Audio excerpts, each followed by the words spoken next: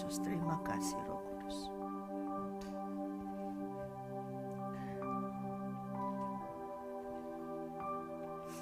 Kita melihat Tuhan. Ketika kita melihat Tuhan, yang harusnya kita lihat adalah matanya. Karena di dalam matanya itu ada suatu sinar yang luar biasa. Dan sinar yang terang itu bisa menembus setiap hati kita. Sehingga akan menggerakkan setiap daripada hati kita. Perjumpaan kita yang pertama harus memandang wajahnya dia, memandang matanya. Dan dari situlah baru terjalin suatu ikatan. Ada bond, ada ikatan. Dia memandang setiap orang dari surga. Semua dipandang. Sekalipun saudara tidak memandang dia, sekalipun saudara tidak sadar kalau saudara dipandangnya. Saya pun demikian ketika dulu tahun 2001 saya tidak sadar sebelum tahun 2001 kalau saya sedang dipandanginnya terus menerus. Tidak terasa, atau bukan tidak terasa, terasa. Tapi saya membiarkan diri saya untuk lari dari pandangannya. Lari dari ketajaman pandangannya. Karena apa?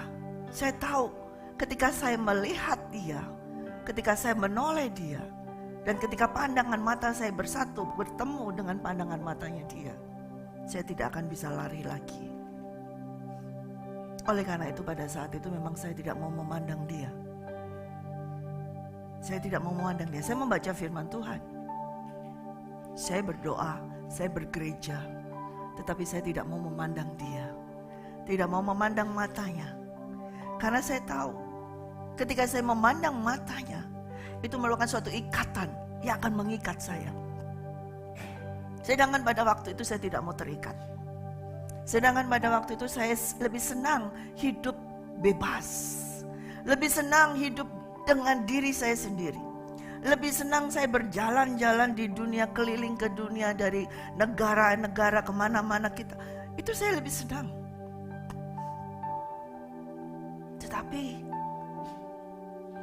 dia sudah memandang saya dari sejak saya ada di rahim ibu saya. Dan pandangannya itu tidak pernah lepas. Walaupun saya tidak mau memandangnya, walaupun saya harus lari meninggalkannya, tapi pandangan dia tidak bisa melepaskan diri saya dengan pandangan matanya itu. Sekalipun ketika saya berada di lumpur dosa yang paling dalam, matanya yang tajam itu tetap melihat saya ketika saya melakukan perbuatan dosa, ketika saya melakukan perzinahan, ketika saya melakukan hubungan seksual yang tidak benar.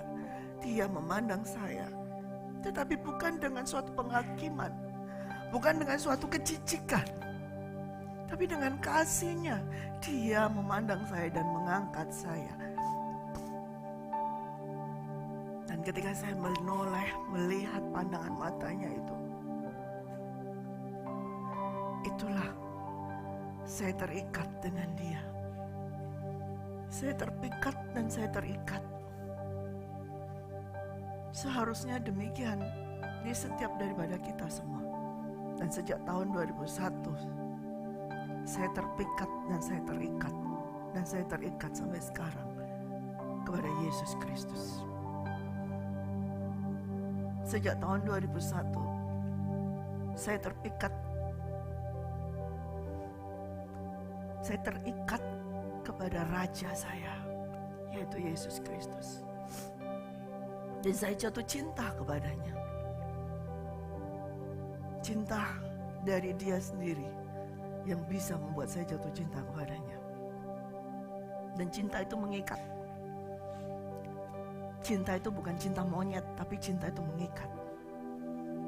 Cinta yang dia berikan kepada saya itu mengikat saya. Dan akhirnya Karena saya merasa dicintai sedemikian rupa. Dan saya berasa bahwa cintanya itu mengubah kehidupan saya. Dengan demikian saya mau terikat dengannya. Sejak saat itu saya mengikat perjanjian sebagai mempelai Kristus. Saya tidak menikah dan tidak akan menikah dengan seorang pria pun. Saya mempelai Kristus Yesus. Pada saat itu saya mengadakan suatu perjanjian.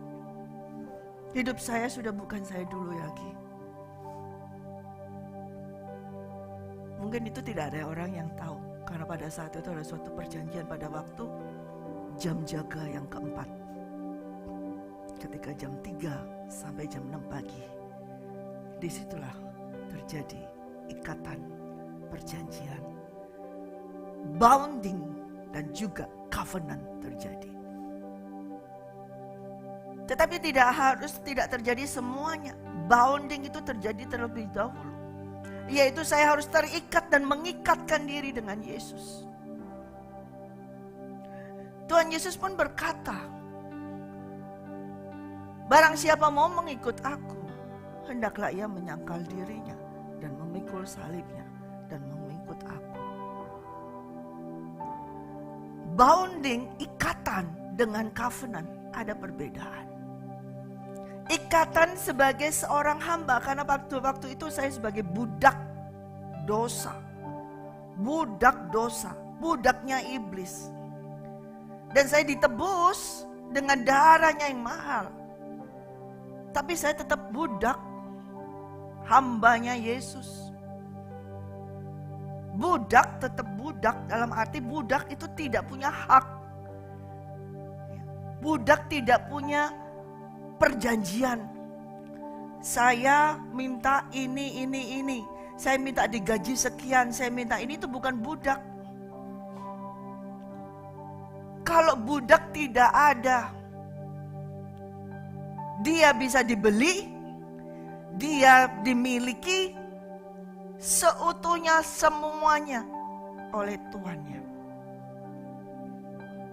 Dan budak ini harus mengikatkan dirinya kepada tuannya. Ketika kita pertama kali menerima Yesus Kristus, saudara harus pertama kali itu juga mengikatkan dirimu pada Tuhan Yesus Kristus. Tapi banyak yang tidak mengerti hal itu. Banyak yang menyepelekan hal itu. Karena salah. Karena kerajaan surga ini selalu diserongkan. Sejak datangnya Yohanes Pembaptis, kerajaan surga itu diserongkan dan sampai hari ini diserongkan. Gereja Tuhan diserongkan terus oleh hamba-hamba Tuhan. Mereka tidak memberitakan kebenaran firman Tuhan yang sesungguhnya. Mereka tidak memberitakan Injil sepenuhnya. Bahkan hanya depannya saja. Kalau kamu terima Yesus, dibaptis, kamu akan memperoleh hidup yang enak. Kamu akan memperoleh hidup yang diberkati. Kamu akan disembuhkan. Kamu akan mengalami ini. Kamu akan menerima ini semua. Tidak langsung itu terjadi. Bisa langsung terjadi. Tapi tetap ada bound. Ada ikatan. Karena kalau setiap orang yang sudah diselamatkan menjadi milik Kristus, dia menjadi milik Kristus, dimiliki semuanya. Ya. Memang dia akan memelihara, memang dia akan memberikan segalanya seperti itu. Tetapi sebagai hamba yang sudah dimiliki, yang dibeli dengan harga yang mahal, bukan untuk sebagai seorang yang santai-santai saja. Ya, hanya sekedar jalan-jalan, keliling-keliling begitu saja. Tidak mungkin seperti itu. Kalau saudara memilih orang, ya sekarang ini istilahnya asisten rumah tangga. Ya. Kalau dulu pembantu rumah tangga, sekarang dikatakan asisten rumah tangga. Namanya dinaikkan tapi tetap semuanya pekerjaan seharusnya sama. Kalau engkau memiliki itu, pasti engkau akan menghendaki dia untuk mengerjakan segala sesuatunya. Betul? Ketika engkau sudah menggaji dia, maka engkau menghendaki bahwa dia itu mengerjakan semuanya yang kau perintahkan kepadanya. Adalah tidak mungkin ketika kamu menggaji dia, kemudian kau biarkan dia duduk-duduk di sofamu, makan-makan di meja makanmu, bahkan tiduran-tiduran di ranjangmu, di kasurmu. Nggak mungkin. No way. Nggak mungkin. Demikian juga halnya dengan Tuhan Yesus Kristus ketika menebus saudara dan saya dari budaknya iblis. Jadi hambanya dia. Memang dimerdekakan. Dimerdekakan dari siapa? Dimerdekakan dari dosa. Dimerdekakan dari iblis. Tetapi bukan berarti engkau bebas merdeka. Suka-suka gue, mau datang ke gereja suka-suka gue, berdoa juga suka-suka gue. Kemarin saya lagi podcast dengan Rebecca, Gracia, dan Nasya tentang apa itu istilah anak muda, katanya YOLO atau apa. You live only once. Jadi artinya mereka hidup hanya sekali, suka-suka deh. Mumpung hidup sekarang sekali, mau diisi yang enak-enak, yang suka-suka kita. Nah itu budak. Budaknya dosa, budaknya iblis, mau hidup suka-suka. Sekarang diganti menjadi pemimpin, kepemilikan menjadi Yesus Kristus. Sama-sama tetap hamba. Apakah masih suka-suka, mau suka-suka hidup sendiri? Tidak bisa. Kalau asisten rumah tangga itu bayarannya cuman rupiah US. Tapi kalau engkau, ketika kalian semua, saudara dan saya, ditebus oleh Yesus Kristus, bukan pakai US, bukan pakai rupiah, bukan pakai emas, bukan pakai perak, tapi pakai darahnya yang mahal itu. Supaya engkau menjadi apa? Keliling-keliling. Bisa tetap jatuh bangun dosa. Supaya engkau bisa bebas dari iblis, tapi engkau bisa tetap dosa juga. Supaya engkau bisa apa? Menikmati kenikmatan dunia. Supaya engkau bisa apa? Bisa hura-hura seperti itu. Supaya engkau bisa apa? Menerima semua yang dunia tawarkan. Supaya bisa itu? No. Kita ditebus, dibeli dengan harganya. Harga anak Allah yang mahal. Bukan hanya sekedar untuk memenuhi dunia ini, bumi ini. Berkembang biak. Sudah umurnya kawin, udah kawin punya anak, terus punya cucu, berkembang gitu, tugasnya itu aja. Tidak, walaupun itu memang ada kehendak daripada Allah Bapa. Tapi bukan itu. Engkau ditebus dari iblis. Untuk menjadi apa? Miliknya dia. Dia mati di kayu salib, di tempat yang terkutuk. Yang seharusnya adalah saudara dan saya yang berdiri di situ, yang terpaku di situ.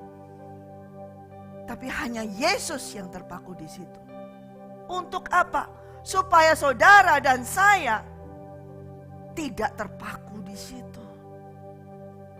Dia rela, darahnya itu tercurah mati. Dan hanya dengan darahnya itu dia menebus saudara dan saya untuk menjadi miliknya Yesus Kristus. Bukan menjadi milikmu sendiri. Bukan menjadi hidupmu sendiri.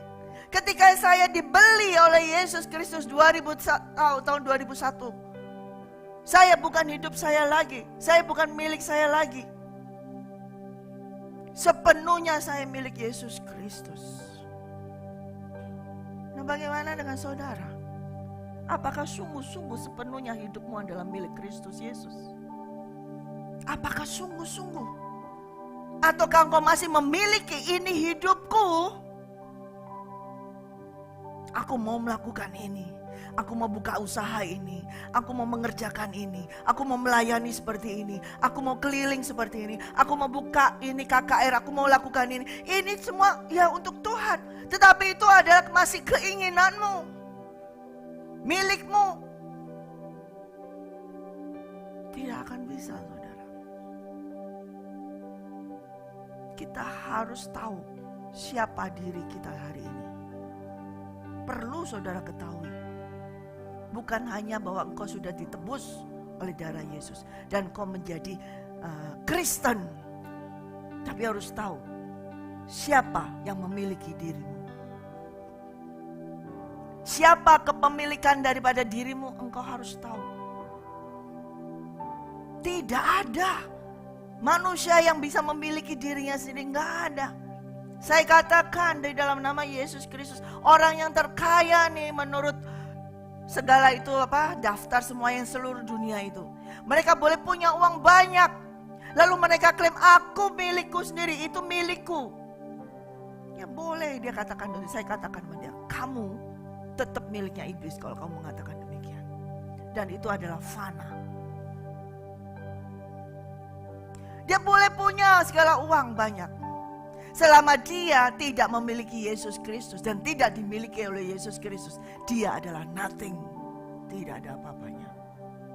Tapi bila saudara yang asalnya budak dosa, kemudian dibeli dengan harganya yang mahal, dinaikkan, tapi tetap hamba, tapi menjadi milik hambanya Yesus Kristus, Raja di atas segala raja, tapi tetap hamba, dimiliki. Kamu bukan apa-apa, tapi ketika kamu dimiliki oleh Yesus Kristus, kamu memiliki segalanya. Enggak ada yang bicara amin.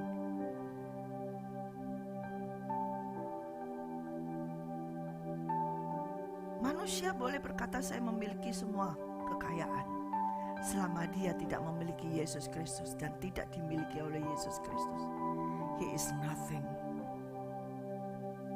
Tapi mungkin kita gak punya apa-apa, uang gak banyak, semua gak punya.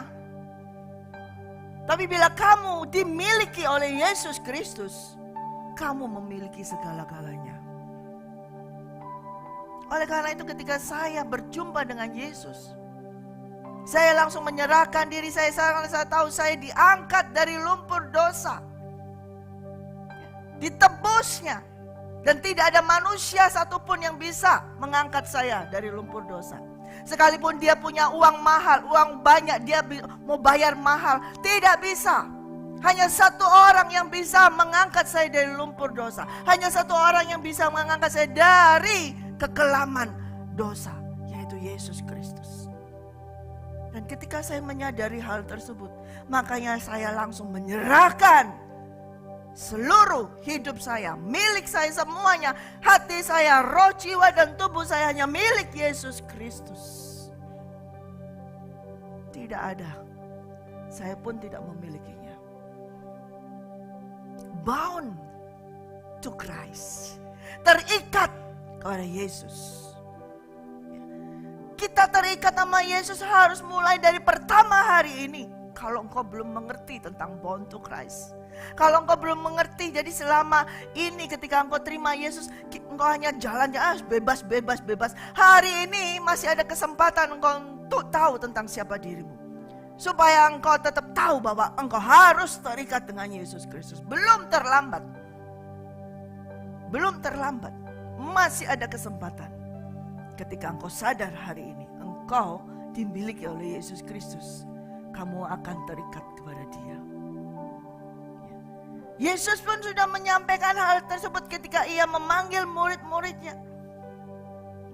Di dalam Lukas 9 ayat 57. Ketika Yesus dan murid-muridnya melanjutkan perjalanan mereka, berkatalah seorang di tengah jalan kepada mereka, "Aku akan mengikut engkau kemana saja engkau pergi." Ada orang yang mau mengikut Yesus, langsung tiba-tiba karena melihat, wah dia melakukan mujizat banyak, wah gini, aku mau mengikut engkau kemanapun kau pergi. Dan Yesus memberitahu kepada dia, serigala mempunyai liang, burung mempunyai sarang, tetapi anak manusia tidak mempunyai tempat untuk meletakkan kepalanya. Kau mau mengikut aku gak punya rumah. Di dunia ini aku gak punya rumah. Kalau serigala masih punya liang, masih punya burung, masih punya sarangnya. Tapi anak manusia di dunia ini tidak punya rumah. Untuk menaruh tempatnya kepala, untuk meletakkan kepalanya nggak ada. Bagaimana kamu mau mengikut aku? Apakah tetap kamu mau mengikut aku? Artinya ketika Yesus menyampaikan itu, kalau kamu mau mengikut aku, berarti terus tanpa ada istirahat. Anak manusia tidak punya tempat untuk meletakkan kepalanya. Artinya tidak ada tempat bagi dia untuk beristirahat. Tidak ada waktu bagi dia untuk beristirahat. Apakah masih tetap mau mengikut? Lalu ia berkata kepada seorang yang lain. Karena dia tahu orang yang barusan ngomong itu hanya asal ngomong aja. Mau mengikuti Yesus yang enak-enak. Yesus tahu bahwa orang ini sesungguhnya tidak mau mengikuti Yesus. Ketika Yesus sudah menyampaikan bahwa anak manusia tidak memiliki tempat untuk meletakkan kepalanya. Maka Yesus berkata kepada yang lain, ikutlah aku. Ketika ia berkata kepada yang lain, ikutlah aku, jadilah muridku, berpihaklah di dalam kehidupanku, menjadi rombonganku, dan bersama-sama dengan aku, join with me, jadi satu dengan aku. Tapi orang itu berkata, Yesus sudah memberikan suatu tawaran, ikutlah aku, jadi muridku, menjadi satu dengan aku, masuk di dalam rombonganku, dan join itu menjadi satu dengan aku. Tapi orang itu berkata apa?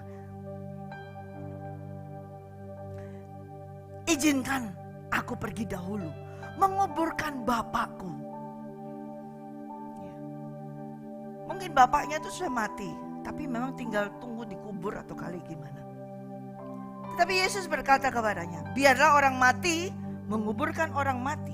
Tetapi engkau pergilah dan beritakan kerajaan Allah di mana-mana.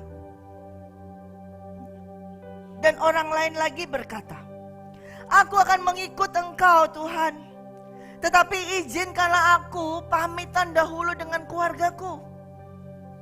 Tetapi Yesus berkata, setiap orang yang siap untuk membajak tetapi menoleh ke belakang tidak layak untuk kerajaan Allah.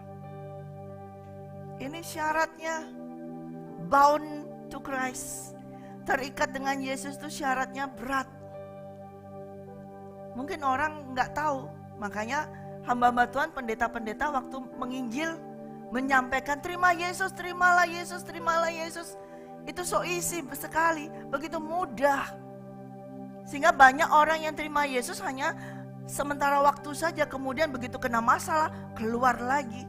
Ini tidak pernah disampaikan bahwa terima Yesus itu nggak mudah seperti itu. Bahkan dikatakan noleh ke belakang aja nggak layak. Melihat ke belakang aja nggak layak. Artinya tunggu Tuhan. Masih selalu ada alasan, tunggu Tuhan. Aku masih muda Tuhan, aku belum kawin Tuhan, tunggu Tuhan. Aku masih muda Tuhan, aku baru menikah Tuhan, belum punya anak, tunggu Tuhan. Banyak yang berkata tunggu. Ya Tuhan Yesus berkata, barang siapa menoleh ke belakang, itu padahal sebetulnya dia itu mau siap membajak, tapi dia noleh ke belakang, dia tidak layak untuk kerajaan Allah. Syaratnya berat. Mengikut Yesus syaratnya berat. Mengikut Yesus yang seperti apa? Mengikut Yesus yang terus menerus mengikut Yesus. Bukan just follower, tapi menjadi murid Yesus. Ini baru murid. Menjadi hambanya, itu lebih susah lagi.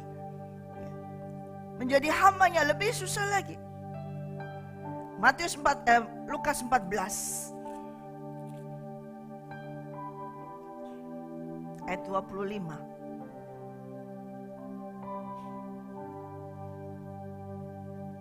Pada suatu kali banyak orang berduyun-duyun mengikuti Yesus dalam perjalanannya, sambil berpaling ia berkata kepada mereka, Yesus selalu diikuti, saudara. Banyak yang mengikutinya, dan yang mengikutinya nggak seorang. Berduyun-duyun orang semua mengikutinya. Yang mengikuti Yesus itu banyak.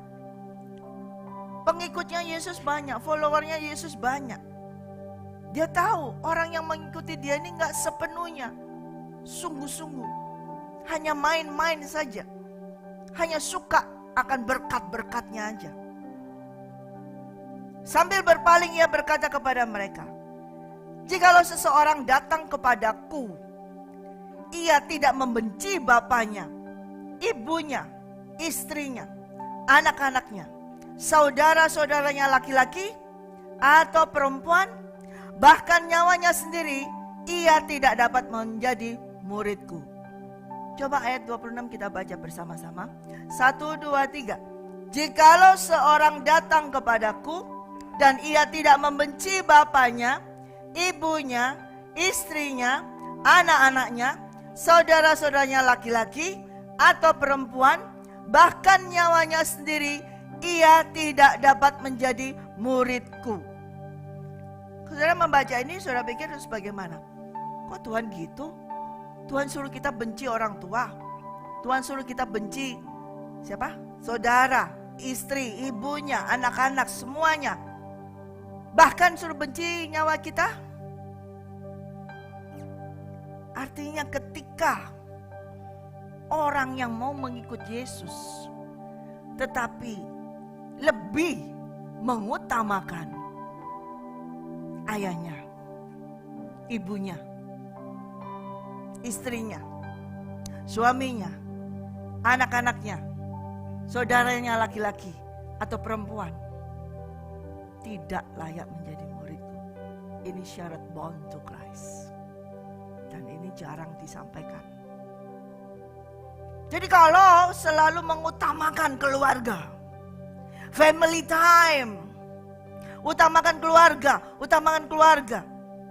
utamakan istri, sayang banget sama istri, utamakan suami, sayang banget sama suami, sama anak semuanya sayang sekali. Apakah salah? Tidak salah, saudara.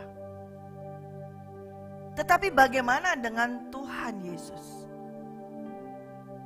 Kalau engkau mengutamakan suamimu, istrimu, berarti Tuhan Yesus berada di posisi yang di paling bawah. Nah, itu Tuhan katakan kalau kamu menempatkan Yesus di posisi yang paling bawah, tidak layak menjadi muridnya. Ketika kita mau menjadi murid Yesus, harus membenci orang tua, harus membenci suami, istri, harus membenci anak, harus membenci saudara. Jangan, tidak seperti itu. Tetapi Tuhan mau engkau menomorsatukan Dia lebih dari segalanya, bahkan nyawamu sendiri. Bahkan nyawamu sendiri. Kita lanjut ayat 27. Barang siapa tidak memikul salibnya dan mengikut aku, ia tidak dapat menjadi muridku. Barang siapa tidak memikul salibnya dan mengikut aku, ia tidak bisa menjadi muridku. Bagaimana, saudara? Ini adalah syarat untuk menjadi milik Yesus Kristus. Ini adalah syarat untuk menjadi hamba Tuhan. Saya tidak tahu waktu sekolah di STT itu apakah diajarkan tentang hal ini. Karena saya tidak pernah sekolah. Saya sekolah langsung dengan Roh Kudus. Dan Roh Kudus langsung mengajarkan kepada saya ketaatan, alignment. Apakah waktu orang sekolah di teologi yang mau menjadi hamba Tuhan, pendeta, apakah dididik seperti ini? Ya, ini mungkin ada kesalahan di dalam kurikulum mereka kalau tidak dididik seperti ini. Oleh karena itu mereka lebih mengutamakan apa? Famous, nama besar, uang, segalanya. Tetapi firman Tuhan berkata, barang siapa yang mau mengikut Yesus, yang datang kepadaku, bahkan yang datang kepadaku, kalau tidak membenci, artinya meninggalkan dan memerlukan atau mengutamakan Tuhan, mengabaikan dalam arti bukan menelantarkan, tidak layak dan tidak bisa menjadi murid Yesus Kristus. Dan disambung lagi, dan barang siapa tidak memikul salibnya, mengikut aku, tidak dapat menjadi muridku. Saya masih punya orang tua, ada mami. Dulu ada papi. Ketika papi saya masih ada, mami ada. Mami saya terlebih dahulu yang melayani Tuhan. Dia melayani Tuhan, dia senang sekali pelayan Tuhan dengan waktu muda seperti itu. Dan kami anak-anak sering banyak ditinggal ketika dia melayani Tuhan. Dia lebih menomorsatukan pelayanan, dia lebih menomorsatukan Tuhan, dia mengutamakan Tuhan. Dan ketika dia tahu kami punya anak-anak ini, dan kami dibawa semua ke gereja untuk mengenal Tuhan. Dan saya percaya pengharapan dari mami saya adalah semua anak-anaknya ini juga melayani Tuhan seperti dia melayani Tuhan. Dan itu tetap ada.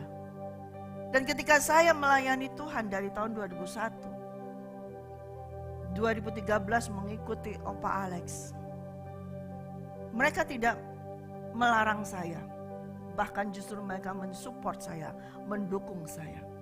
Karena mami mengerti, nomor satu kan Tuhan. Dia tahu bahwa posisinya adalah nomor satu Tuhan.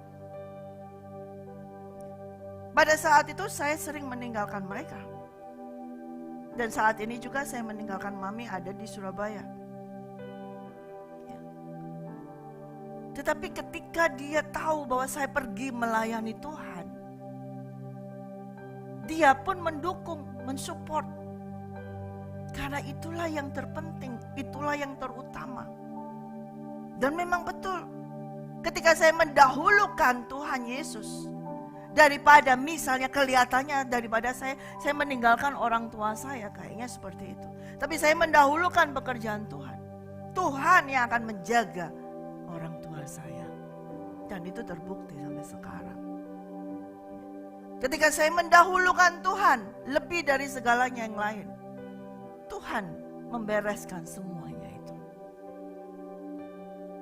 Itu yang harus menjadi ikatan kita, baunnya kita. Itu yang diminta oleh Tuhan. Syaratnya itu di situ, baunnya itu di situ, ikatan kita seperti itu. Saya pikir pertama kali ketika membaca ini, Tuhan gak adil, Tuhan gak fair. Tapi ketika saya membacanya, dan kemudian saya ingat bahwa ketika dulu saya menjadi budaknya iblis, saya juga meninggalkan orang tua saya. Ketika saya melakukan dosa itu, saya juga meninggalkan semuanya. Ketika saya melakukan dosa, demi kesenangan saya tinggalkan semuanya. Sama. Ketika saya menjadi budaknya iblis, saya menomorsatukan iblis, saya menomorsatukan dosa saya. Ini saya telantarkan semua juga. Bahkan ketika orang tua saya menegur saya, karena waktu itu saya kecanduan rokok, saya merokok. Orang tua menegur, jangan merokok. Saya katakan, sudah gak usah urus saya, gak usah ikut campur sama saya. Berarti kan saya juga menelantarkan orang tua saya ketika saya menjadi budaknya iblis. Sama. Jadi kalau Tuhan sekarang mengangkat saya menjadi hambanya Dia memiliki persyaratan. Sama. Tapi bedanya ketika saya mengikut iblis, saya menelantarkan orang tua saya. Dan betul-betul iblis tidak tanggung jawab, iblis tidak bisa mengcover itu semua. Tetapi Tuhan Yesus Kristus yang saya sembah dan yang saya layani, ketika saya berkata, yes Lord, I am your servant. Sejak saat itu, saya menyerahkan komitmen saya, hidup saya, diri saya, sepenuhnya, seutuhnya kepada Tuhan Yesus Kristus. Dan saya meninggalkan semuanya, mendahulukan Tuhan lebih dari segalanya, termasuk nyawa saya. Dan Tuhan cover itu semua. posisi hamba itu sama. Hamba dosa dengan hambanya Tuhan. Tetap ada ikatan, ada bondnya. Nah kalau saudara sekarang mau menjadi hamba Tuhan tapi tidak mau terikat dengan Tuhanmu, tidak bisa. Kalau engkau mau jadi hamba Tuhan, mau pakai titel hamba Tuhan, tetapi engkau tidak mau membenci orang tuamu, dalam arti apa? Ketika Tuhan memerintahkan kamu pergi, kamu harus meninggalkan semuanya itu. Ketika Tuhan memerintahkan kamu melakukan ini, kamu adalah hamba. Kamu harus meninggalkan semuanya itu di belakangmu. Kamu bilang, tunggu, aku mesti taking care of them dulu. Tunggu, aku mesti menyelesaikan ini. Seperti orang-orang yang tadi. Tunggu Tuhan, aku mesti ngubur itu bapakku dulu. Tunggu Tuhan, aku mesti pamit dulu. Berarti mereka ini nggak layak karena mereka mengutamakan yang lain. Ya, ini persyaratan dari Tuhan. Bound itu seperti ini. Ikatan seperti ini. Tapi bukan berarti Tuhan mengajar kita membenci orang tua kita. Tidak. Bukan berarti Tuhan mengajar kita untuk jahat kepada orang tua kita. Bukan berarti Tuhan menghendaki kita jahat kepada istri, suami, dan anak-anak. Tidak. Tetapi namanya hamba itu harus mengutamakan tuannya lebih dari segala yang lain. Nah kalau kamu menikah, kamu adalah hamba Tuhan. Dan istrimu atau suamimu juga hamba Tuhan. Sama.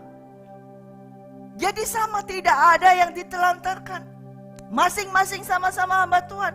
Dia mendahulukan tuannya. Yang suami mendahulukan tuannya. Yang istri mendahulukan tuannya. Jadi mereka tidak terlantar. Semuanya dipelihara oleh Tuhan. Termasuk anak-anak semuanya.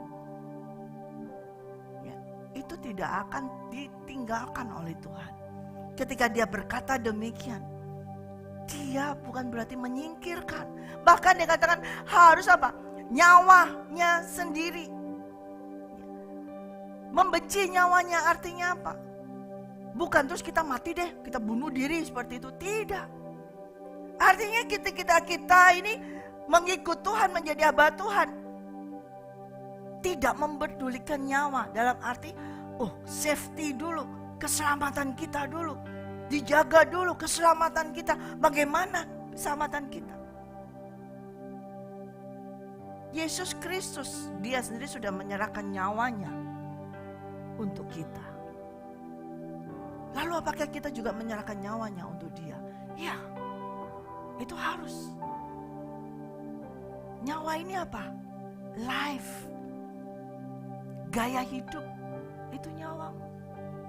Banyak orang tidak mau menyerahkan nyawanya. Percaya Yesus, terima Yesus, tapi life-nya, gaya hidupnya tetap kayak saya dulu. Katanya dibaptis, tapi gaya hidup saya tetap tidak berubah. Nyawa itu apa? Kesenanganmu. Yaitu ini punyaku, kesenanganmu. Tetap itu dipegang, tidak mau dilepaskan. Barang siapa datang kepada Yesus dan mengikut Yesus, harus membenci kehidupannya dia. Yang ada adalah hidupnya dia. Rasul Paulus berkata, hidupku bukannya aku lagi, tetapi Yesus yang hidup di dalamku. Banyak orang quotes itu, banyak orang mengutip itu. Tapi betul-betul enggak, hidupnya itu bukan dia lagi, Yesus yang hidup. Masih ada 1% yang dia miliki. Tapi Rasul Paulus tidak, sama sekali hidupnya dia hanya untuk Yesus Kristus. Karena apa? Karena dia sudah terikat dengan Yesus Kristus. Dia sudah terikat, bound to Christ. Tidak bisa dipisahkan. Bahkan dia berkata, apa yang bisa memisahkan aku dari Kristus? Kesengsaraankah? Ketelanjangaankah? Kelaparankah? Penganiayaankah? Caci maki kah atau apa saja, tidak bisa memisahkan aku daripada Kristus Yesus. Karena begitu ikatan itu begitu masuk, terikat, tidak terlepaskan. Tetapi banyak sekarang hamba Tuhan gampang sekali melepaskan ikatan dengan Tuhan Yesus. Demi sesuatu, demi nyawanya, demi namanya, melepaskan ikatannya. Demi popularitasnya, demi nama baiknya, melepaskan itu semua. gampang sekali lepas. Gampang sekali. Wah, kita harus relevan, kita harus ini. Kalau nggak gini kita nggak bisa diterima di sini. Ya sudah, kita lepaskan dikitlah ikatan dengan Yesus demi untuk kita bisa diterima. Kan ini untuk nama Tuhan Yesus, itu klise, omong kosong. Kalau dia masih pakai relevan untuk dunia, sedangkan Tuhan tidak relevan. Tuhan, kerajaan Allah tetap kerajaan Allah. Kerajaan Allah dengan kerajaan dunia tidak sama. Tidak bisa disamakan. Kita loncat coba di ayat yang ke-33.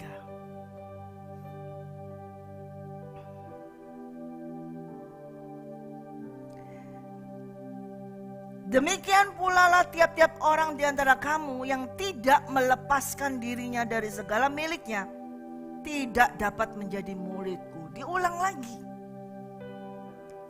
Demikian pula lah tiap-tiap orang di antara kamu yang tidak dapat melepaskan dirinya dari segala miliknya, tidak dapat menjadi muridku. Baca sama-sama, 1, 2, 3. Demikianlah.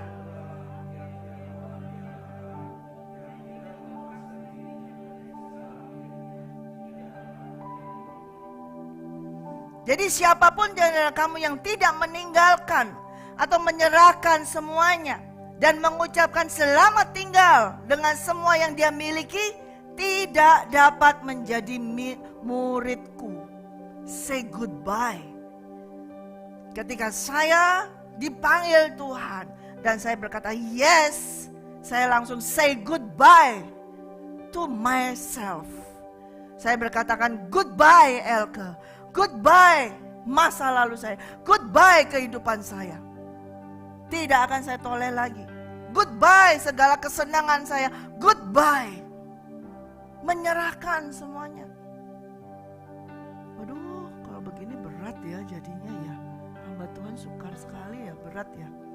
Jadi selama ini apa dong kita yang mengaku hamba Tuhan tapi belum menyerahkan segala, melepaskan diri dari segala miliknya?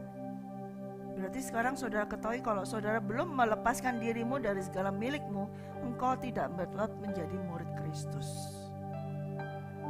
Murid Kristus, baru murid Kristus, belum menjadi mempelainya. Jadi setiap orang harus meninggalkan. Say goodbye, katakan goodbye. Goodbye kepada siapa? Goodbye kepada dirimu sendiri, kepada segala keinginanmu. Sudah tidak punya keinginan. Demikianlah itu namanya bound to Christ. Hamba itu tidak memiliki keinginan. Sudah tidak ada list keinginan. Nah ini sekarang saudara tahu bagaimana para pendoa saudara berdoa.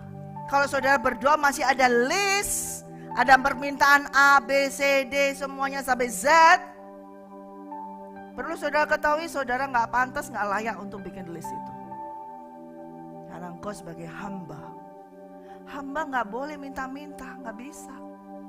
Hamba itu hanya dapat kalau dikasih sama tuannya, terima kasih puji Tuhan.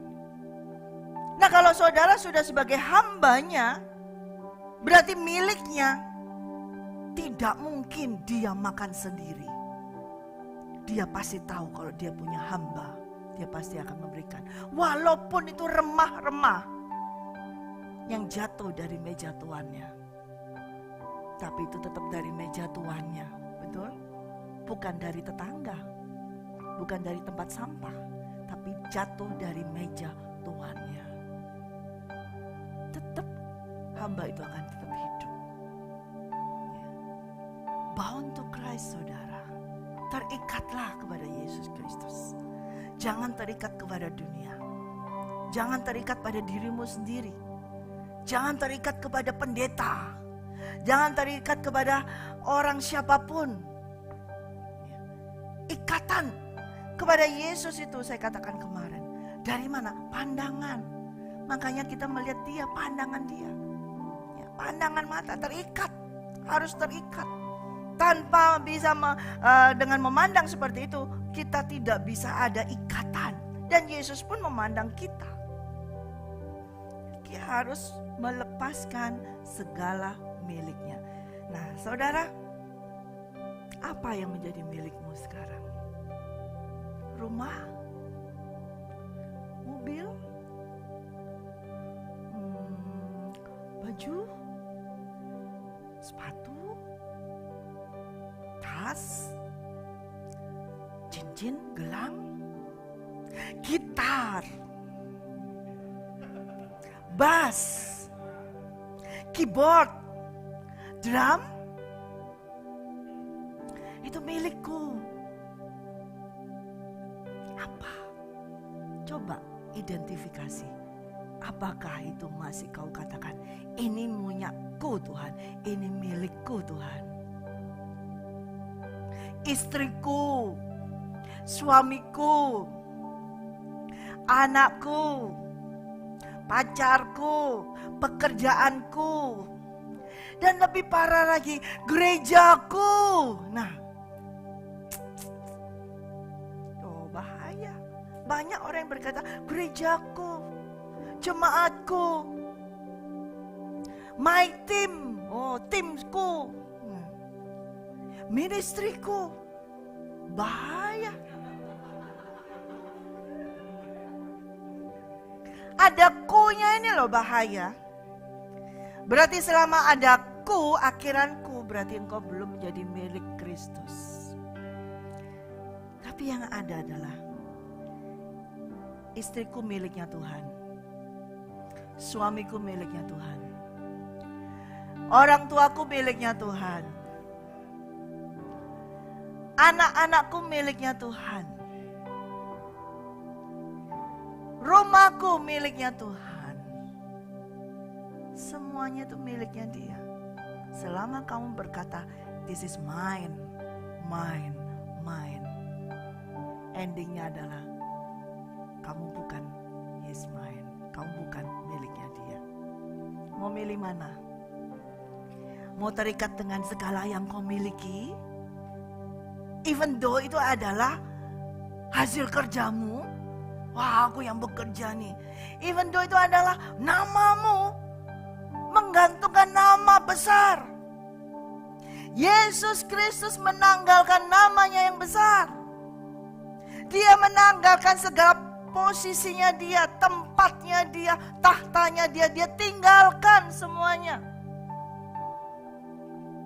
Dia turun supaya saudara dan saya ditebus dengan darahnya Dia. Supaya saudara dan saya bisa menjadi miliknya Dia. Kenapa saudara dan saya tidak mau meninggalkan milik saudara? Sudah aku serahkan semuanya. Pelayanan aku menyerahkan, hidupku sudah kepada Dia semuanya. Setiap hari aku sudah ada di menara doa dari pagi sampai malam. Setiap hari aku sudah berdoa untuk Tuhan. Setiap hari aku sudah melayani gitar, melayani keyboard, sudah menjadi WL. Setiap hari aku sudah melakukan itu untuk Tuhan. Setiap hari Tuhan, sudah aku serahkan segalanya bagi Dia. Tuhan akan cari. Apa itu? Jangan sampai ada orang ya yang menyakitin aku. Jangan sampai ada orang ya yang melecehkan aku atau memaki aku. Nah, ini apa? Ego. Aku. Kau melayani, tapi akunya ini huruf besar. Melebihi daripada huruf besarnya Tuhan. Begitu ada teguran langsung tersinggung. Begitu ada teguran langsung saya tidak bisa melayani. Hari ini saya nggak melayani. Begitu ada teguran langsung tidak bisa melayani. Kenapa? Karena ada akunya itu yang besar di dalamnya. Dan itu menjadi dimiliki. Nah, waktu sudah miliknya Tuhan. Tubuh sudah nih dari pagi sampai capek sudah nggak makan sudah. Tapi aku begitu orang sudah melayani seperti ini kok tidak dihargai, kok tidak dihormati. Nah itu nyawanya masih ada. Sudah pernah main game yang ada nyawa-nyawanya itu kah? Ya. Selama nyawanya masih ada, jalan terus dia kemana-mana. Sampai nyawanya habis baru saya gitu. Ya kan seperti itu. Baru Tuhan tolong, Tuhan tolong, Tuhan tolong. Kita harus sampai nyawanya nggak ada. Artinya apa? Tidak bisa sampai berbuat apapun juga. Jadi hanya bisa apa? Seperti domba yang ditarik oleh tuannya. Tak, tak, tak, kemana? Ke sini, sini. Ya. Dirantai, dipegangin, terikat terus. Ya. Yang pernah punya piaraan, entah itu anjing atau apa, diikat. Jalannya di mana? Yang pegang di depan atau di belakang? Kadang-kadang anjingnya di depan, salah tuh. Berarti kamu di bawah anjing. Akhirnya sampai jatuh-jatuh begitu. Ya, yang benar adalah yang mengikat itu di depan. Yang terikat itu di belakang. Ya salah sendiri. Kenapa? Kurang kan? Kurang kuat kan? Nah, nyelonong. Nah ya itu. Nah itu banyak sekali anak-anak Tuhan yang terikat sama Tuhan. Tapi jalannya di depan dulu, nyelonong. Kayak anjing yang nyelonong itu. Mendahului dari tuannya. Sedangkan bound to Christ itu ada alignment. Keselarasan. Ini penting. Tuannya belum gerak, dia sudah gerak duluan. Sampai akhirnya dia jatuh. Sedangkan bound itu harus selaras. Mengikuti gerakan. Seperti musik ada ritmenya. Ada ketukannya. Kalau nggak tahu ketukannya nggak masuk-masuk. Nah masuk, nah nggak dapat. Nah nggak dapat. Nah masuk-masuk. Semua harus tahu ada ketukannya. Semua itu harus ada ritmenya. Nah itu alignment. Siapa dulu yang masuk nih? Masa semuanya? Pasti ada siapa dulu yang masuk. Drum dulu kah? Gitar dulu kah? Pasti ada yang masuk dulu. Kalau semua masuk dulu, blur, jelek sekali seperti itu. Pasti ada dulu yang masuk. Nah itu ritme. Demikian juga bound to Christ harus ikut gerakan dari tuannya. Hamba ini harus melihat tuannya. Itu terikat di situ. Tidak mendahulukan egonya, tidak mendahulukan emosinya, tidak menomorsatukan tadi istri, anak, semuanya. Nah itu yang dimaksud Tuhan di situ. Kalau kamu menjadi hambaku, kamu harus ikut di belakangku. Jangan menomorsatukan yang lain. Kamu harus ikut aturanku, semuanya harus ikut. Itu alignment, itu yang dimintai bound to Christ. Itulah saudara, ketika saudara mengikut Tuhan, menjadi hambanya, saudara harus menyerahkan segalanya kepada Tuhan. Dia yang memiliki segala-galanya. Ya, dia yang memiliki semuanya, tidak ada ini menjadi milikku lagi. Katakan semuanya adalah milik Tuhan. Aduh, gak yakin. Semuanya adalah milik Tuhan. Semuanya adalah milik Tuhan. Ya. Jangan sampai ini dulu diriku. Ya. Saya kemarin janji dengan Pak Budi untuk menyampaikan tentang salib. Ya. Dan Tuhan tadi katakan ya sedikit waktu. Di ayat yang ke-27. Lukas 14 ayat 27. Barang siapa tidak memikul salibnya dan mengikut aku, ia tidak dapat menjadi muridku. Saya tanya, apakah hari ini saudara memikul salib? Tuh, tidak ada yang jawab. Saya tanya, apakah saudara hari ini memikul salib? Oh enggak, enggak ada yang memikul salib. Saya tanya sekali lagi, apakah saudara ada yang bawa salib? Ada kalung. Ada tanda, ditato kali atau apa. Loh, jadi saudara nggak ada yang memikul salib hari ini. Berarti saudara bukan muridnya Tuhan loh. Loh, pertanyaan saya, apakah saudara memikul salib hari ini? Tidak, jawaban itu. Apakah saudara memikul salib hari ini? Kalau engkau tidak pikul salib, engkau bukan muridnya Tuhan loh. Tuhan Yesus katakan, barang siapa mau mengikut aku, hendaklah ia memikul salibnya setiap hari. Bukan hari Minggu saja. Pak Kris hari Minggu penuh padat. pikul salib.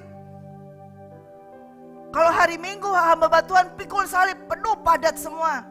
Senin sampai itu santailah, salib taruh di rumah. Tidak bisa. Salib itu harus setiap hari dipikul.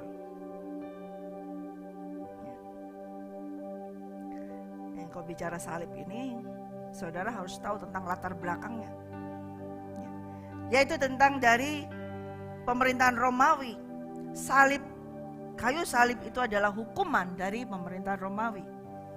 Ya, pada saat itu kalau orang itu melakukan kesalahan, melakukan kejahatan, dia harus dihukum salib. Ya. Dan hukum salib ini, kayu salib ini, dia harus membawa kayu salib tersebut. Seorang yang terhukum, yang dihukum, harus membawa kayu salibnya, bukan dibawain atau dikirim atau disediakan langsung dipasang di situ.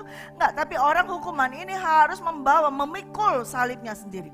Dan itu merupakan suatu penghinaan, simbol kehinaan. Ya, menjadi suatu simbol yang sangat hina. Ya, dia harus memikul kayu salibnya. Ya, dan hukuman salib ini adalah hukuman yang paling hina, paling rendah. Ya, dan di situ banyak orang berkata itu paling terkutuk hukuman itu. Ya.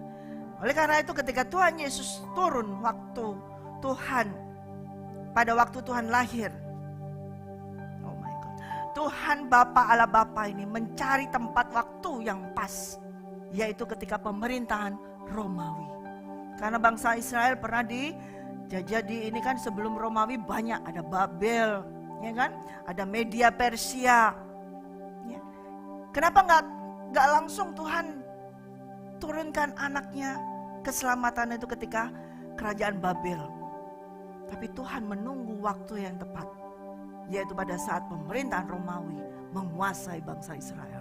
Karena dengan pemerintahan Romawi ini, sistemnya kurang lebih mirip, saya katakan tidak persis, tapi lebih mirip dengan sistem kerajaan surga. Dan itu yang diminta. Iblis menuntut manusia bila ditebus harus dengan cara harus ada yang mati di kayu salib, karena manusia itu sendiri menjadi orang yang terkutuk. Ya.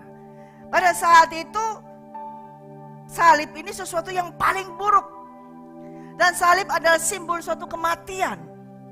Ya. Salib itu simbol suatu kematian, dan kematian ini bukan kematian yang biasa, kematian yang kejam, ya, yang sangat kejam. Nah sekarang banyak orang pakai itu salib dipakai di kalung, di segala macam, ditato segala macam seperti itu. Menurut dia baik ya ditaruh tato, salib keren banget buset. Tapi itu adalah lambang kematian, simbol kematian. Dan itu adalah bentuknya penyiksaan. Salib harus disiksa, ada penyiksaan. Ya. Dan pada akhirnya dari penyiksaan itu adalah kematian yang panjang dan menyakitkan. Karena waktu disalib orang itu belum mati. Ya. Dia cuma disiksa, tapi belum mati. Dia harus sudah dipaku di kayu salib. Tidak boleh dalam keadaan mati dipaku, tidak. Biar nanti setelah disalib, matinya ini panjang. Enggak seperti sekarang orang hukuman mati langsung didor gitu, cepet gitu ya. Tetapi hukuman mati pada zaman Romawi itu sengsara. Dibuat masa kematian itu panjang sekali. Kalau mau langsung dibunuh bisa ditusuk begitu saja. Tapi memang ini orang yang terkutuk, orang yang penjahat yang kelas kakap, yang besar harus mati di kayu salib, disiksa. Dan harus sebelum dia dalam keadaan hidup dipaku. Sehingga dia harus mati dengan panjang, nunggu lama sampai darahnya habis baru dia mati. Nah itulah salib. Salib itu seperti itu, jadi kematian yang panjang. Jadi merupakan simbol yang sangat mengerikan. Ya. Lalu kenapa Tuhan memakai ketika barang siapa tidak memikul salibnya dan mengikut aku, ia tidak dapat menjadi muridku. Karena Tuhan mau kasih tahu kepada setiap orang. Gak main-main kamu mengikut aku. Tadi ada orang, aku mau ikut engkau Tuhan. Tapi ujung-ujungnya, aku mesti ngubur bapakku dulu. Aku mesti say goodbye to my parents dulu. main-main. Mengikut Tuhan, menjadi hamba Tuhan gak main-main. Dia memberitahukan siapa orang yang mau mengikut dia, itu gak main-main. Ada syaratnya, sama seperti anak manusia ini mengikuti perintah dan kehendak Bapa. Jadi gak main-main. Ada harga yang harus dibayar. Ada harga yang dibayar. Bukan hanya sekedar, oh udah ada yang ngomong gini, ya aku harus pikul salib ini. Tapi yang mereka anggap salib itu adalah apa? Orang tua. Memelihara orang tua itu dianggap salib.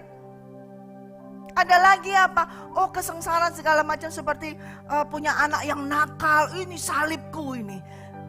Sekarang tuh banyak orang yang salah menganggap salib seperti itu. Memelihara orang tua itu bukan kayu salibmu. Punya anak yang nakal itu bukan salibmu. Tapi ketika kamu mau menyerahkan kehidupanmu, segala yang kau miliki setiap hari, menanggung, mau. Saudara kalau mati langsung itu gak sakit. Ya, gak sakit. Tapi kalau dipaku di kayu salib, nunggu sampai darah habis, itu sakit saudara. Pernah gak sih? Gak pernah ya? Mau? Nah, Tuhan Yesus gak minta saudara mati di kayu salib. Gak akan bisa. Nobody can do that. Tidak ada seorang pun yang bisa melakukan itu sekalian Tuhan Yesus Kristus. Oleh karena itu Tuhan tidak minta kita untuk mati di kayu salib. Tetapi Dia mau kita menyalibkan kedagingan kita. Menyalibkan manusia daging ini. Segala emosi, segala nafsu, ambisi, keinginan, desire, kepemilikan semuanya itu harus disalibkan. Dan itu harus dipikul setiap hari. Artinya apa? Saudara harus terus menderita. Dalam arti menderita, loh Tuhan menghendaki kita menderita. Bukan menderita seperti itu. Tapi kamu harus menahan. Ketika ada orang yang kamu tidak melakukan salah apa-apa, tiba-tiba ada orang yang jahat sama kamu, kamu harus apa? Jahat balik? Tunjuk balik seperti itu? Tapi tidak. Salibnya adalah ampuni dia. Sukar. Orang itu jengkelin banget seperti itu. Tapi kita harus ampuni. Bahkan memberkati dia. Nah itulah salib setiap hari. Makanya salib ini gak boleh ditinggal. Harus dikatakan harus memikulnya setiap hari. Bukan hanya pada hari-hari tertentu. Tapi setiap hari. Kemanapun kau pergi. Ketika kamu berhadapan dengan sesuatu yang menyentuh atau sesuatu yang membuat engkau marah, emosi, segala macam. Nah ini kamu harus maunya udah sudah marah seperti itu. Tapi oh ya Tuhan, aku mengampuni, aku ampuni. Nah itu pikul salib di situ. Dan dipikul salib itu nggak gampang. Dan pikul salib ini adalah apa? Mati untuk dirimu sendiri. Harus mati terhadap diri kita sendiri. Sudah nggak punya perasaan lagi, sudah nggak punya keinginan lagi. Mati, mati. Disitulah pikul salib itu. Ya. Jadi saya masih bisa harus nambahkan ini nanti hari Minggu. Ya. Tapi ini yang terpenting. Ketika kita mau menjadi murid Yesus Kristus, syaratnya adalah jikalau seorang datang kepadaku dan ia tidak membenci bapaknya, ibunya, istrinya, anak-anaknya, saudara-saudaranya laki-laki atau perempuan, bahkan nyawanya sendiri, ia tidak dapat menjadi muridku. Barang siapa tidak memikul salibnya dan mengikut aku, ia tidak dapat menjadi muridku.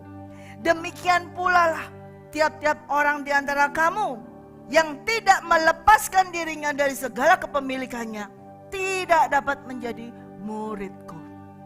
So say goodbye to your own. Say goodbye terhadap apa yang kau miliki.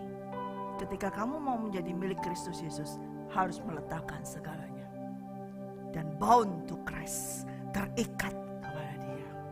Hanya kepada Yesus Kristus. Tidak terikat kepada benda.